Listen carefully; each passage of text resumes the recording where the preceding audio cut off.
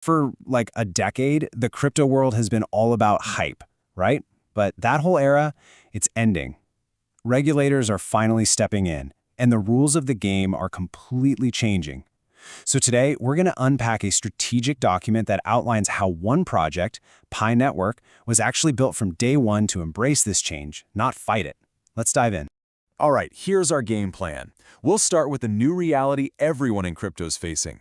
Then, we'll talk about this great regulatory filter that's separating the winners from the losers. After that, we'll get into Pi's compliant model and how it's designed. We'll put the two competing visions for crypto side by side, and we'll wrap up with why the future is all about infrastructure, not hype. So, first up, a new crypto reality. Because, the big question that drove this market for years, that's not the most important one anymore. Not by a long shot. For the longest time, if you were in crypto, there was really only one question that mattered, wasn't there? It's the one that fueled every Reddit thread, every YouTube video, every late-night Discord chat.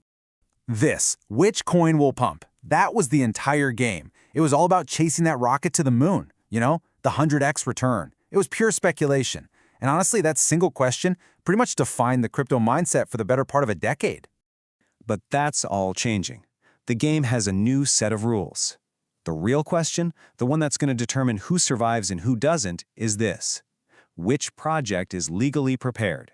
And that brings us right to our next point, what our source material calls the great regulatory filter. Think of it like a massive sieve. It's shaken up the whole industry, and only certain projects are going to make it through. And you know what? This is a huge problem for most of the crypto projects out there. Why? Because they were built for a different world. They were designed in the Wild West days with zero thought about compliance.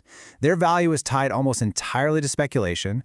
Most of them have no real idea who is using their network, and all of that makes them extremely vulnerable to the new rules coming down, especially in the US. And let's be super clear here. This isn't just some theory or a vague threat. The regulators, they aren't guessing anymore. They have a very specific playbook and are actively enforcing it.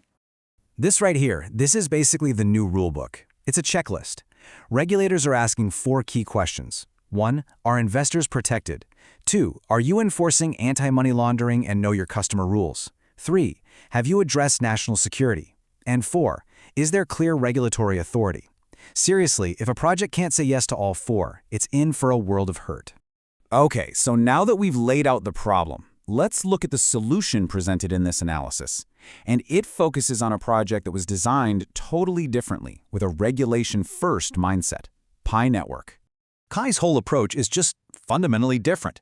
It's an identity-based system. That means KYC, knowing your customer, isn't just a feature you can turn on or off, it's mandatory. It's also built around a fair distribution model and a system that's validated by its community. The whole point is to directly answer that regulatory checklist we just talked about. Okay, so that all sounds good in theory, but how does it actually work? Let's peel back the layers and go inside Pi's technical design to see how they're pulling this off. So a really key piece of this is something called the GCV, or Global Consensus Value. Now, don't think of this like a stock price that's jumping all over the place. It's more like a community-agreed value based on what the network is actually being used for: real utility, real goods and services. The whole idea is to build a stable economic foundation that isn't just based on wild speculation. And then there's this other layer of control, a system called the Godhead Nexus. The easiest way to think about it is like a bouncer at an exclusive club. It's an eligibility filter. It checks IDs at the door and makes sure only verified, compliant people get in.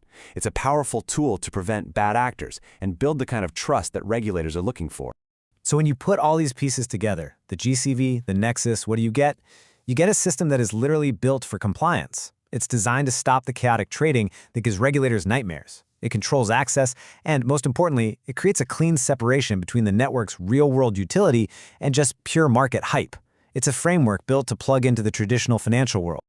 All of this really highlights a massive split happening in the crypto space. We're now looking at 2 totally different competing philosophies about what a digital currency is even for.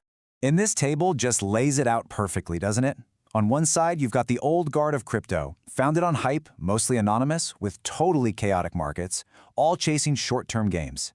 But on the other side, you have this new infrastructure model, founded on utility and compliance, with everyone's identity verified, controlled access, and a really ambitious goal of building a real long-term financial system.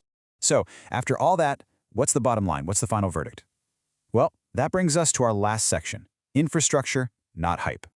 The entire argument of the document we've been analyzing really boils down to this one powerful sentence.